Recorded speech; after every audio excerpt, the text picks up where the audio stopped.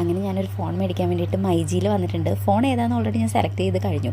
അപ്പോഴാണെടാ ഒരു coupon code കിട്ടിയത് 10,000 രൂപയ്ക്ക് എന്ത് വേണമെങ്കിലും പർച്ചേസ് ചെയ്യാമെന്ന്.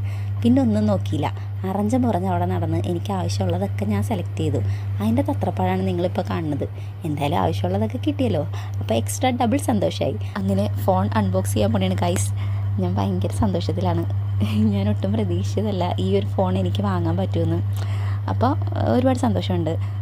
മാത്രമല്ല ചാർജറും കാര്യങ്ങളൊക്കെ നമുക്ക് ഇതിൻ്റെ കൂടെ തന്നെ കിട്ടുന്നുണ്ട്. അതുകൊണ്ട് എക്സ്ട്രാ പൈസ കൊടുത്ത് ഒന്നും വാങ്ങേണ്ട ആവശ്യമില്ല.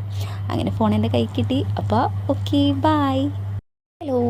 അങ്ങനെ ഞാനൊരു ഫോൺ മേടിക്കാൻ വേണ്ടിയിട്ട് മൈജിയിൽ വന്നിട്ടുണ്ട്. ഫോൺ ഏതാണെന്ന് ഓൾറെഡി ഞാൻ സെലക്ട് ചെയ്ത് കഴിഞ്ഞു.